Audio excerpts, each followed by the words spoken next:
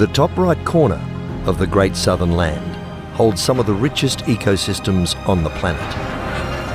A remnant of a time millions of years ago when most of the Earth was covered in rainforests.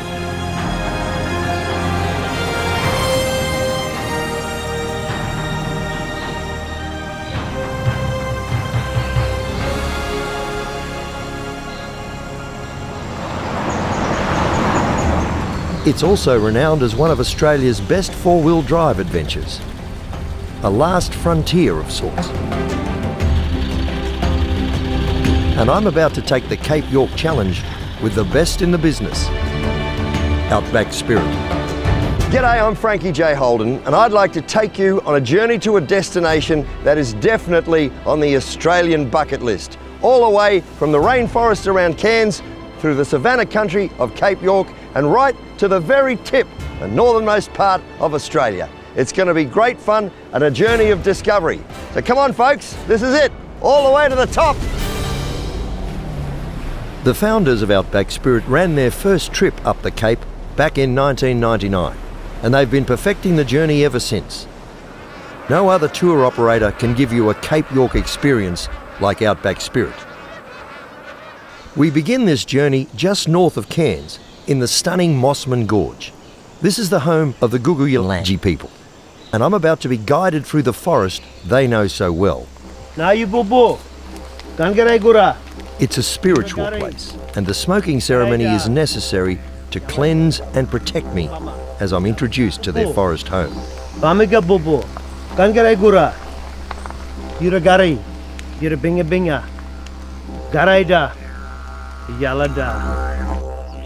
When you take a walk with a local, you get a fascinating new perspective on the forest.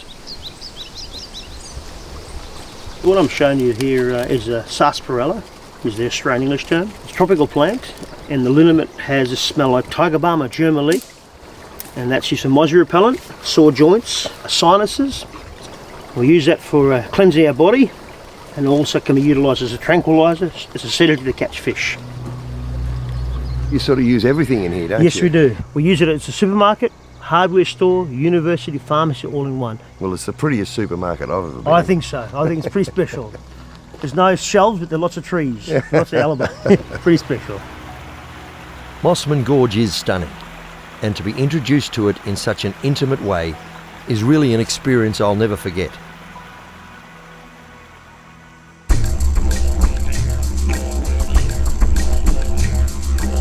The barge across the Daintree is often called the gateway to Cape York, and many people feel that this is where the real adventure begins. And as you cross this mighty, mysterious river into the jungle over there, it's not hard to imagine a real adventure. On the other side, we visit Cooper Creek Wilderness, and few people know the forest like Neil Hewitt does. When you cross the ferry and you head towards Cape Tribulation, the middle three valleys continue to support the last fragment of an ancient rainforest, 170 to 180 million year old rainforest. Most visitors to the Daintree never get to see the most ancient patches of forest that led to its becoming World Heritage listed. But here at Cooper Creek, you're in the heart of it. This particular forest was once found over the entire continent of Australia, but also more than half the land surface of the world. But it's shrunk over a tremendously long period of time to three valleys. Why don't people come here? Most people are in too much of a hurry. They just don't have enough time in their schedule to stop and slow down and properly engage with the forest. Outback Spirit travel differently. They practice a genuine ecotourism. Their guests get into the centre of the oldest rainforest in the world, and they spend 2 hours here in the company of myself, my wife or my mum, who present the forest based on 28 years of accumulated knowledge. There's also a great sense of mystery in here. I don't know whether it's because we're under the canopy or what it is, or the age. Do you feel that? There certainly is. I mean, there's just so much. There's over 3,000 to 4,000 described species of plant, and each one of those plants has partnerships which are dependent on animals and processes of energy and so forth. The totality of all those elements that tie together a functional ecosystem is far greater than one lifetime can possibly embrace.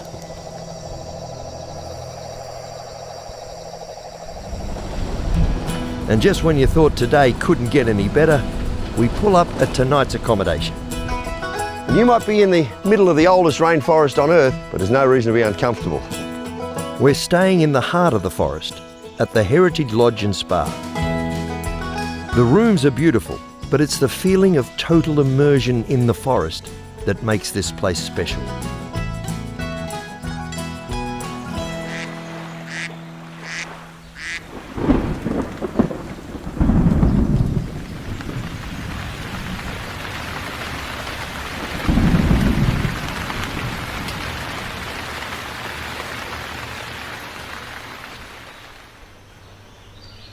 Today we head north again, and the first stop is renowned as one of the most beautiful beaches in the country.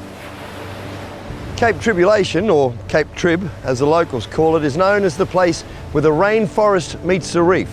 And that's what Captain Cook discovered when he sailed up here in 1770. He ran aground on the reef out there and got himself into a bit of strife. No wonder he called it Cape Tribulation. Although when you look at it, you wonder why he didn't call it Cape Good Looking. From Cape Trib, we head north and leave the bitumen behind for a while. The Bloomfield track runs through some formidable coastal mountain ranges, and you have to be very well equipped to take this route.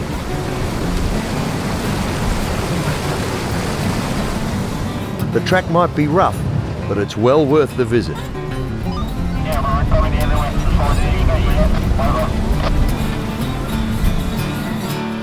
It emerges on the wild banks of the Bloomfield River, just downstream from the cascading Bloomfield Falls.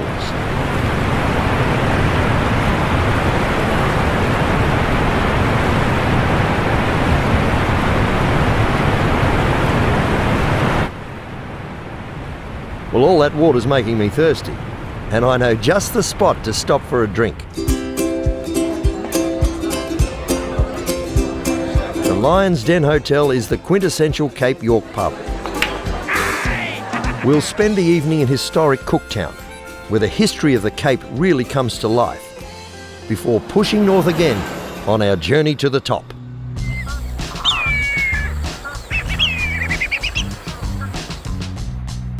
Cape York may not be as well known for its rock art as some other parts of the country, but there are some wonderful galleries around here, if you know where to look and if you know how to get there.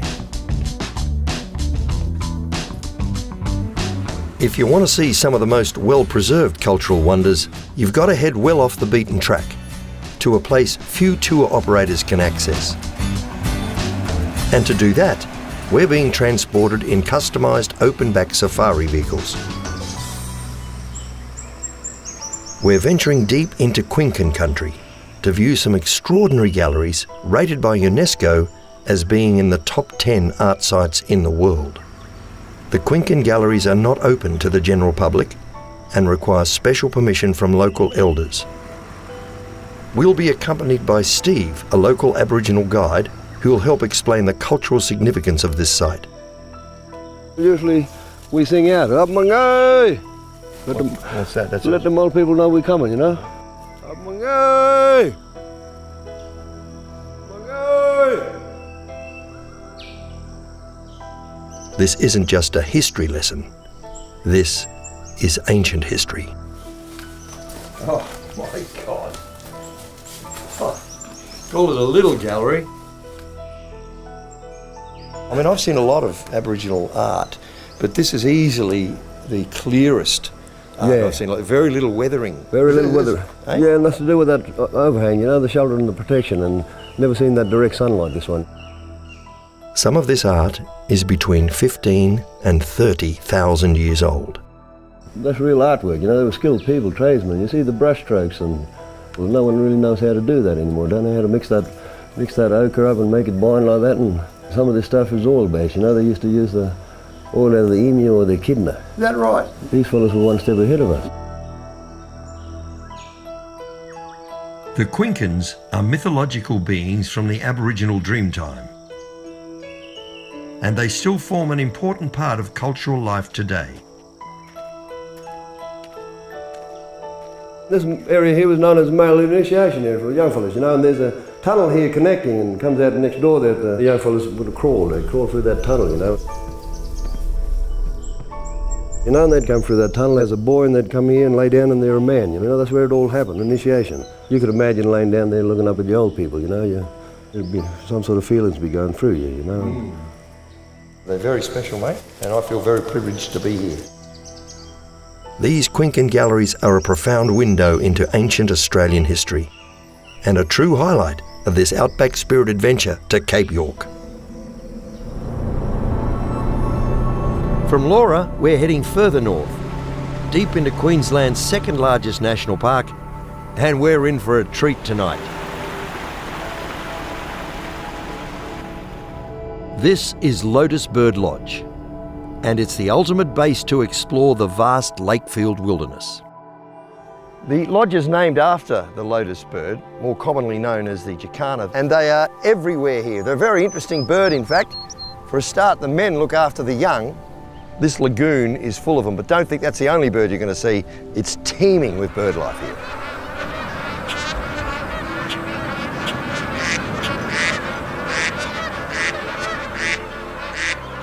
We'll spend a couple of nights here, and once you've settled in, you'll never want to leave.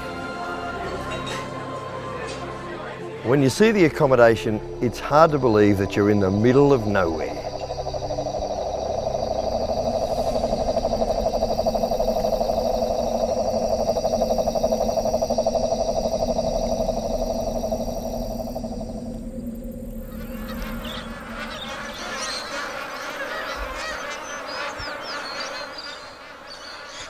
This morning we have something really special in store. Outback Spirit has a helicopter based at Lotus Bird Lodge to take their guests on a remarkable scenic flight over Lakefield National Park. It's really only from up here that you get a sense of the scale of this adventure that we're on. Cape York is 115,000 square kilometres. And quite often you feel like you're the only person up here. The flight will take you all the way from Lotus Bird Lodge out to the wild coastline of Princess Charlotte Bay. Is that a croc? Yeah, mate, that's a croc. God, I love Australia. The flight will also carry you over stunning wetlands that teem with bird life, wild savanna country, and incredible beaches and mangroves. You wanted an adventure in Cape York? How's this for an adventure?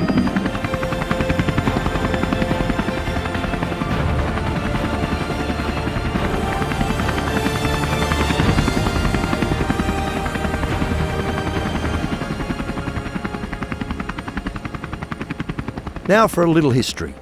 This is the famous Moreton Telegraph Station. The telegraph station was named after Matthew Moreton, who was responsible for surveying and building this northern section of the telegraph line. It remained in commission until 1987, when it was replaced by a series of microwave towers, which of course brought us emails, mobile phones and Facebook. And I reckon that's when the trouble started. The old telegraph line is also one of the most renowned 4x4 tracks in the country. And this tree is a testament to some of the vehicles it's claimed over the years. We'll use a stretch of that rough old track today, and when you see the state of it, you'll be glad you're travelling with Outback Spirit. Their Mercedes-Benz Axor units have been completely customised to make this trip possible. And that means you can get into beautiful places like Fruitbat Falls.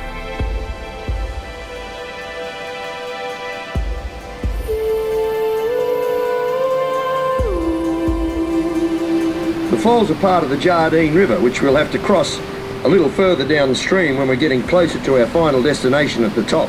The water's crystal clear, and that's because it's come out of the sandstone and stored there in the wet season. And oh, that's enough talking, I'm getting in. Woo!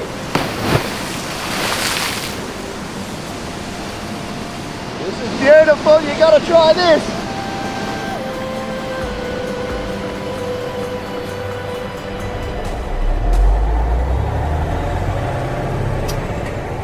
The Jardine River crossing marks the final barrier between us and the top of Australia, and the excitement is palpable. The ferry's what you'd call idiosyncratic, and I reckon this is going to be one of the great journeys of my life, even though it's a short journey, because it represents crossing the last barrier that's keeping me from the top. The main mission of any Cape York expedition is to get to the top, the northernmost point of Australia. And the walk out there is a profound experience.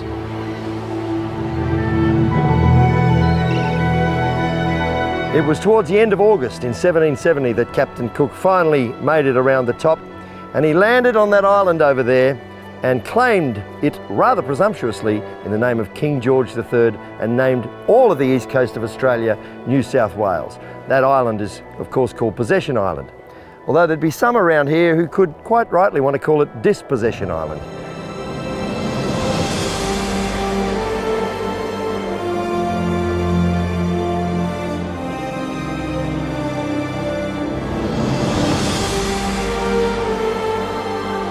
And how does it feel to finally be there?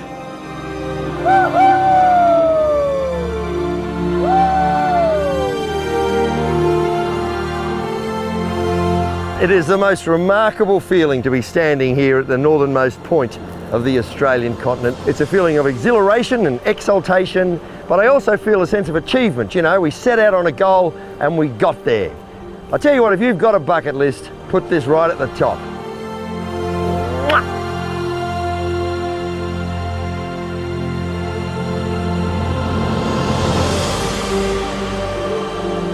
Now you might think the tip marks the end of this journey, but it's not. There's one last incredible facet to this Outback Spirit tour.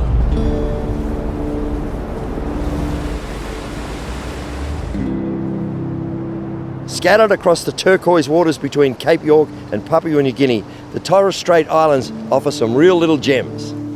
And Outback Spirit take all their guests out to Thursday Island and then onto the magical Friday Island to meet an incredible man. Kazu Takami has spent the last 40 years living on this island.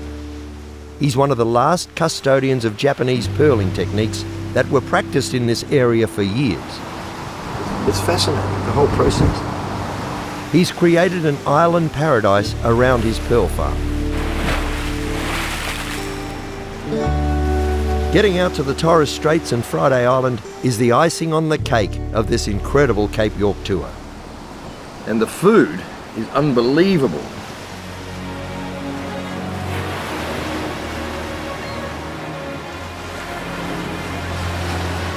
Well, I haven't had time in this film to show you everything in Cape York, because one of the things you'll notice about Cape York is the scale.